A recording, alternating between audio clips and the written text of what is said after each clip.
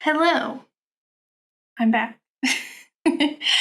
Back from maternity leave, and I wanted to talk about SEO. Well, rather, what you should be focusing on instead of SEO.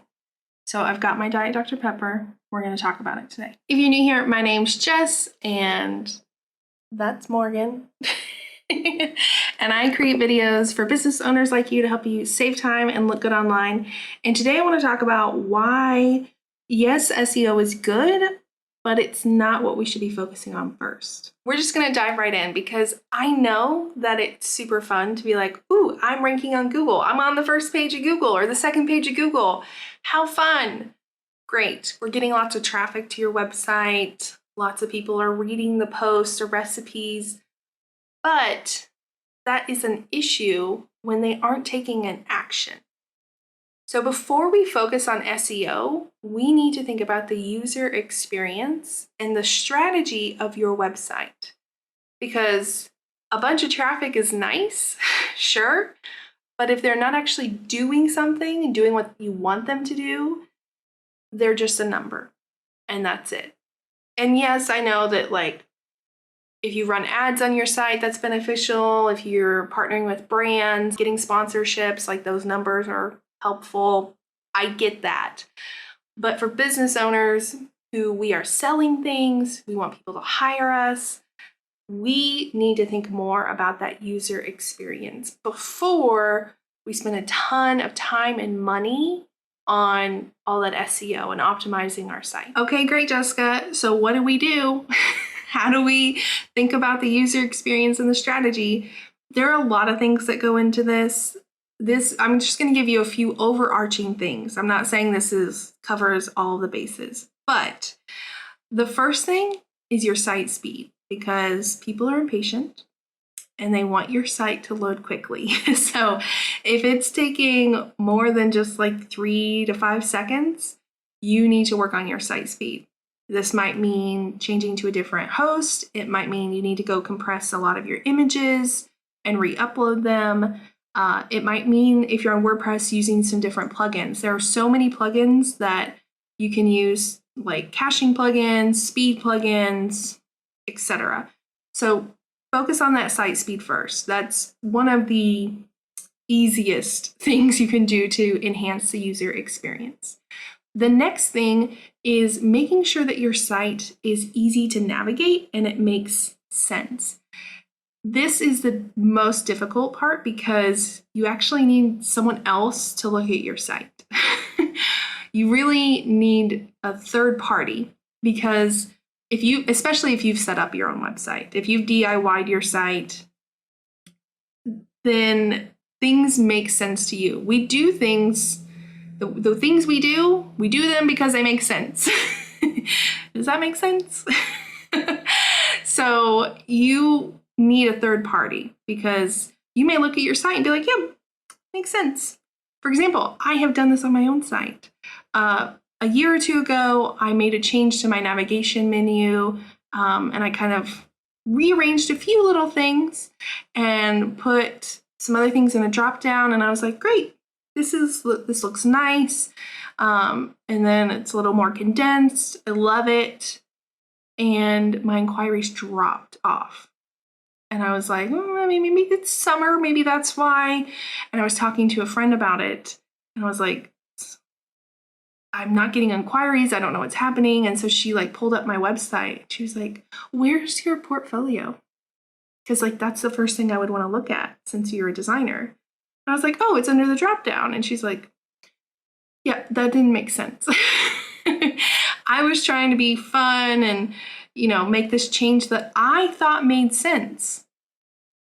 I thought it made sense. And it didn't. We get too caught up in trying to be fun or different that we confuse people. So you really want to take a hard look at, does it make sense how to navigate through your website and find the information that we're looking for?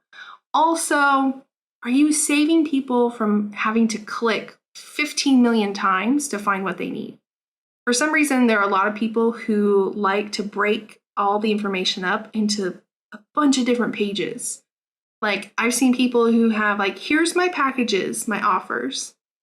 but then the process is going to be on a different page, and the pricing is going to be on a different page, and then the FAQ is going to be on a different page as well.